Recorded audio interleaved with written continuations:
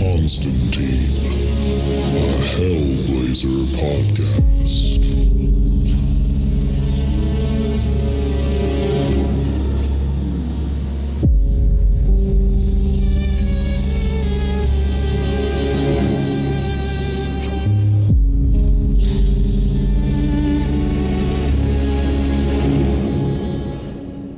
Hey there, everybody. Welcome back to John Constantine, a Hellblazer podcast. Today, we are reading issue number 159, and just a little catch up on what happened in the last issue. We got the beginning of a new story arc called Freezes Over, and in this story arc, John was traveling through the woods, we guess, in the middle of a snowstorm, and he decided to stop at a bar or a roadhouse, I guess. And inside this roadhouse, there's a bunch of the townsfolk that are trapped from this blizzard that came in. And we got to know them a bit, just like their colorful kind of antics and whatnot. And one of them keeps bringing up the fact that there is this myth of this monster called the Iceman. And he mainly brings that up because after Constantine joins them in the bar, they're kind of suspicious of him because he's different and he's been kind of rude to them. And before John came in here, there was a man sitting in his driver's seat in the parking lot, but he didn't come in or anything. And then Pete, who's been telling everybody of this Iceman, he went outside to de-ice the entrance, and he found that man in the car dead. He'd been stabbed through the chest with an icicle, and right away Pete was like, oh my god, the Iceman's here. He is trying to kill us. But of course, no one else in the bar is buying that. They don't believe in the Iceman, but they are very suspicious that John, in fact, might be the person that killed him, because out of everybody that's in there, he's the most different, and he hasn't exactly made himself welcome by pissing everybody off. So that's where we left it last time, with everybody looking at John like they were very suspicious of him being the killer of this man. So first things first, with issue 159, we got the cover. It's a similar motif as last time. There is a big skull and blood spatter as the background. There are 3 character panels over that, and then there's a wide horizontal panel that has John looking up at the ceiling along with another person at the bar, as if they hear something and they're getting nervous that it's on the roof. And we also see on the cover that this is written by Brian Azzarello with art by Marcelo Fruchin. As we turn to the first page, we see the name of this issue is Freezes Over Part 2. And we start off outside in this issue. In the middle of this blizzard, there is a car driving on the road. And from the car, we hear someone say, "You okay back there?" Then someone from the backseat says, "Yeah, I'll be fine. I gotta tell you, Dwight, you picked a hell of a night for a job." Then we cut to the inside of the car finally, and we see Dwight in the passenger seat is turning around looking in the back seat, and he answers, "How the fuck was I supposed to know it was going to snow like this, Lamar?" And then the driver says, "Oh, I don't know. Maybe catch a weather report on TV." Then Dwight turns to the driver and says, "Shut up, Waylon. Just keep your eyes on the road, you hear? Besides, those guys are never right." And the driver asks, "What guys?" And Dwight answers, "Those guys. Weathermen. Bet they never saw the storm coming." Then Waylon, the driver, sees something up ahead, and it looks like the building that John and the other people are at, and he says, "Hey, we got us a roadhouse up here. Looks to me like it's open." And Dwight says, "Great, yeah, let's go." Then we turn the page, and we cut to the inside of the bar where John is being looked at by everybody. I guess basically we're starting back exactly where we left off, with everybody in the bar suspiciously looking at John. And Keith, the bartender, is the first one to talk, and he asks John, "You got a name?" And without turning around at the bar, John, who's just smoking there, says, "Of course." And then he blows out a big puff of smoke, but he doesn't give his name. And Keith says, "You're not helping us out here, mister." And John kind of grins to himself and says, "You noticed." Then we get a shot of the outside, and we see the 3 men from the car are walking towards the door as they trudge through the snow. And from the door, we hear Alma ask, "You think he's the Iceman, Keith?" And Keith, who's told her to shut up multiple times in the last issue about that, says, "Alma," but Pete cuts him off saying, "Geez, no way he's the Iceman. I mean, look at him. He's too scrawny.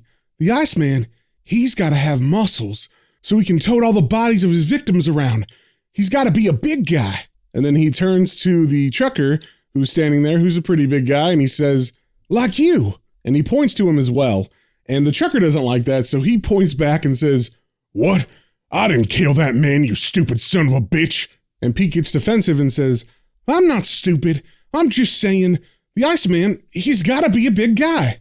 But Keith, the bartender, cuts in and he says, "Pete." And Pete turns to him and says, "I'm just saying, Keith." But Keith holds up his hand and says, "I know, so stop, please." And then finally, John moves. He turns to Keith and he says, "You're in charge here, I take it."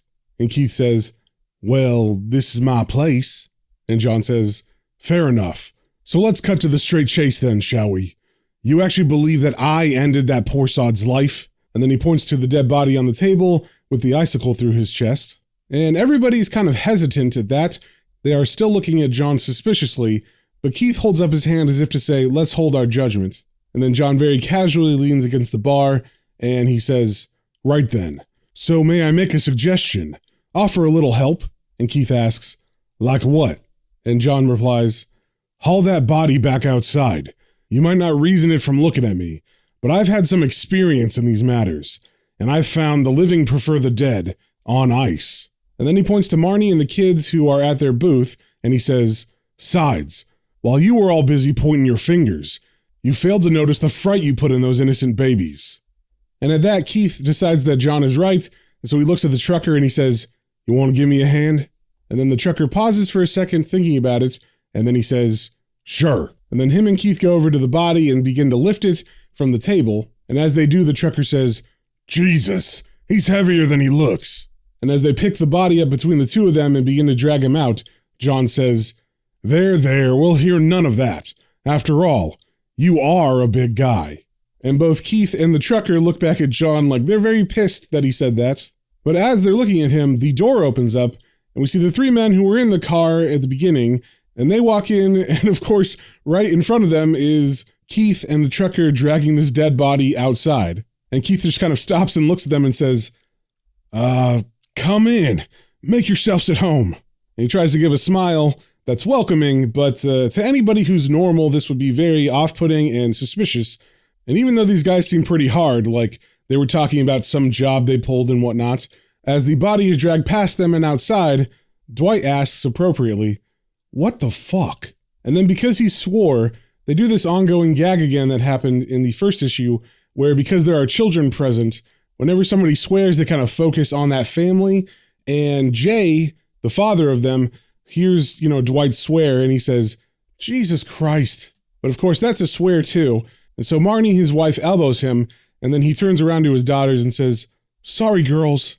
So I guess that's just an ongoing gag that's going to happen every time someone swears. Then we cut back to the three guys, and specifically Dwight, who points at the door, and he asks Hope, the woman behind the bar, "What happened to that guy?"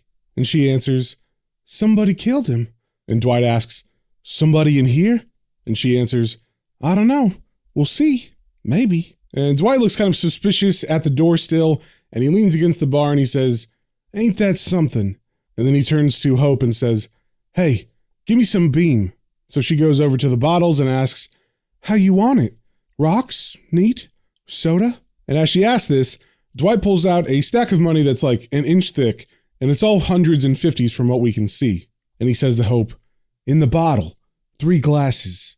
So as Hope is handing over the glasses to Dwight, we see John at the side of the bar, and he's holding up his empty mug, and he's saying, "Excuse us, love," which I guess is him asking for a refill because she comes over and opens a bottle of beer and pours it into John's glass, and as she does, John says, "Cheers." And in the background, we see Dwight has taken the bottle and glasses and gone back to his buddies who are sitting at a table now. But Hope is still standing in front of John, and he asks her, "So, what's all this I'm hearing about this Iceman?" And Hope answers, "You have me." And John cheekily says, "Do I?" Then we get a zoomed out panel where we see John is kind of flanked by Alma and Rudy, the two older people that were at the bar. So there's one on either side of him. So Alma decides she's going to answer John's question about who's this Iceman, and she says, "He's a killer." And then John turns to Rudy and says, "You don't say.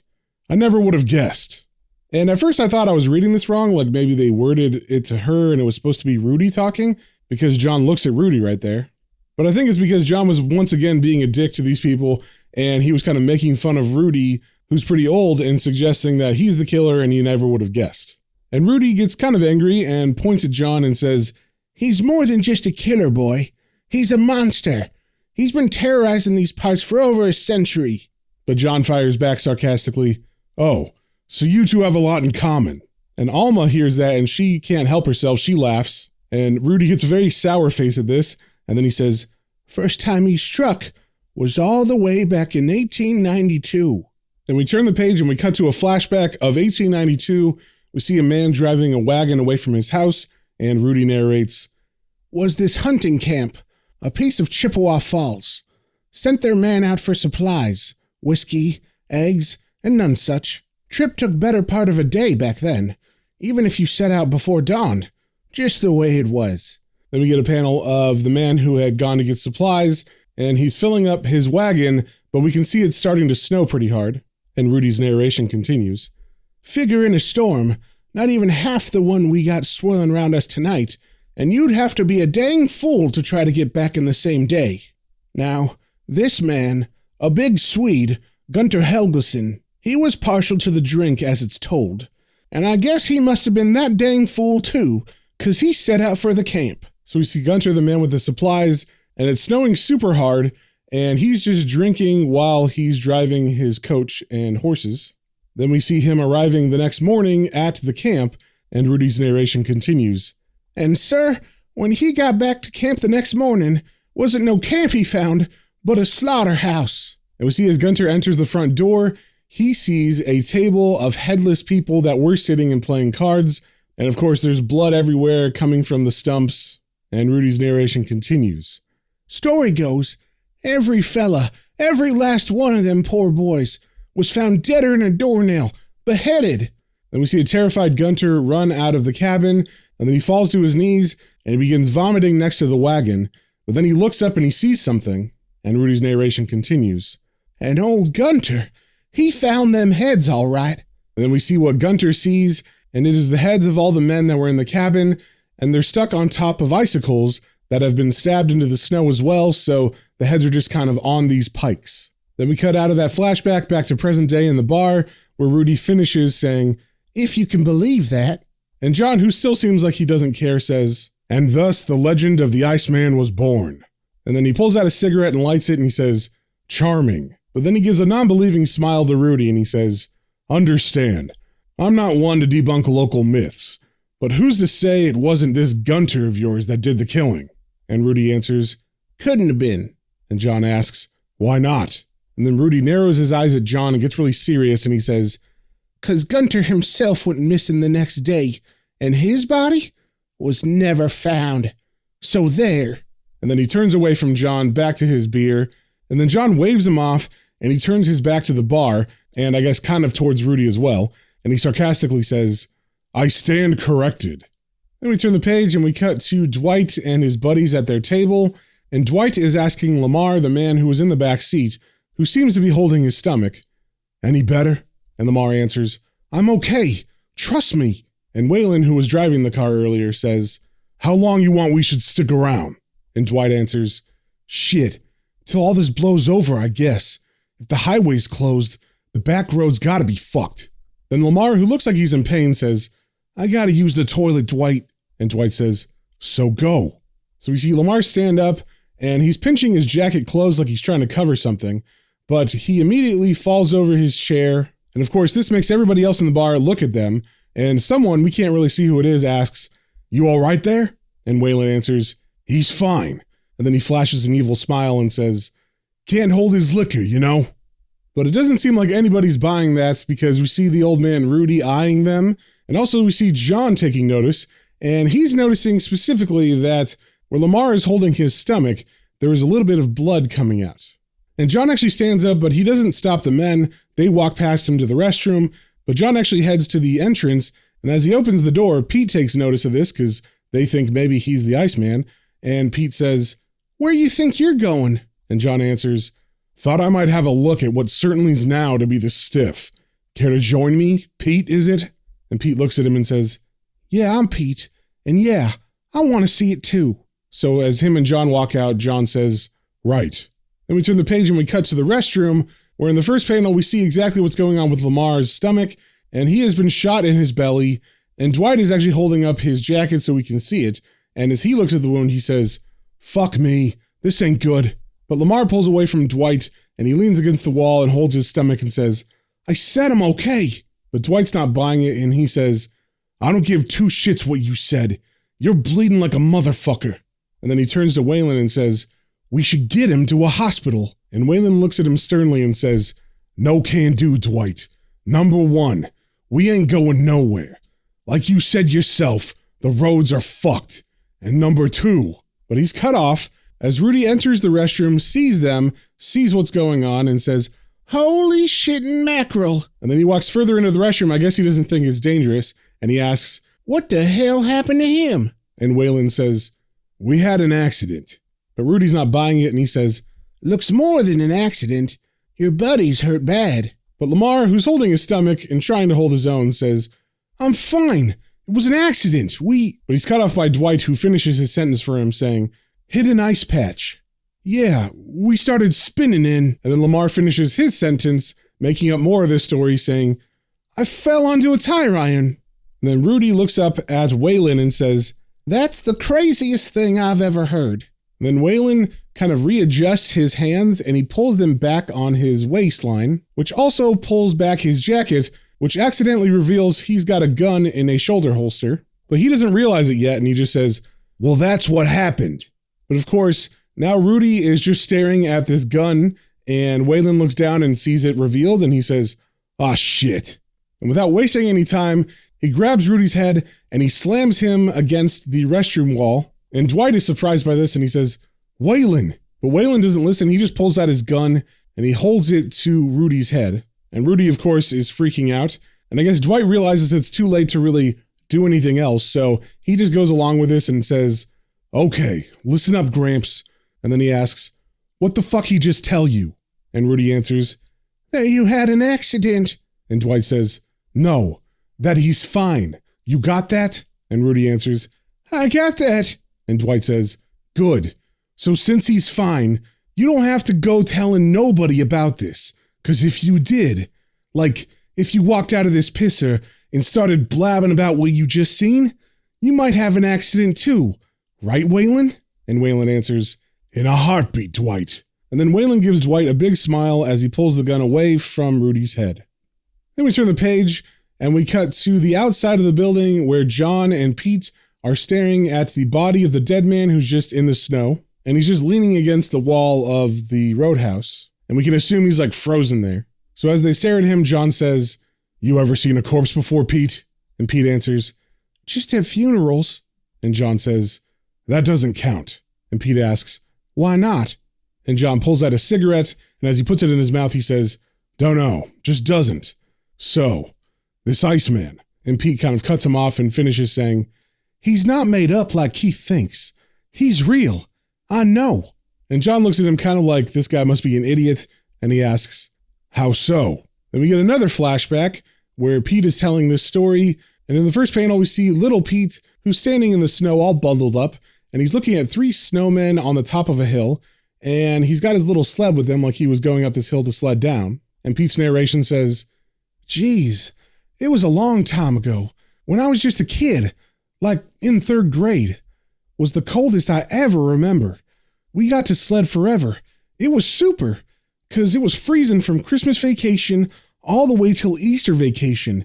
And then it got warm." So we see little Pete sledding down the hill a couple times, and we see the snow begin to melt on those snowmen. Then we turn the page, and it must be after April, because now the snow is very little on the ground, and we see little Pete walk up to where the snowmen were, but there's 3 dead bodies that were, I guess, inside the snowmen. And little Pete is just staring at them with a sour look on his face. And then we cut to present day where Pete has the same sour look on his adult face. And he says, "I'll never forget that. Nope, I never will." And John says, "I wouldn't imagine you could." And then they just stand there together staring at the body again in silence.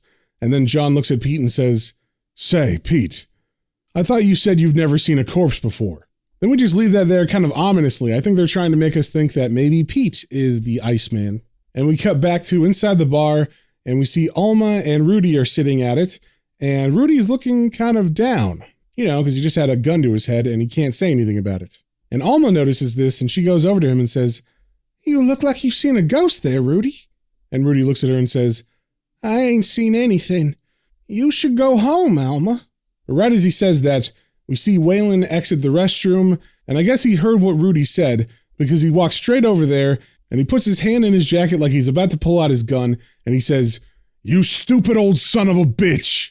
And Rudy turns around terrified, and with good reason, because Waylon has in fact removed his gun and is pointing it right at Rudy's head. And of course, everybody else in the bar is now alerted, and they all look terrified as they stare at Waylon pointing his gun at Rudy. Then we cut back out to the outside, where John is standing with Pete, and there's a loud gunshot noise, and they hear it and they turn.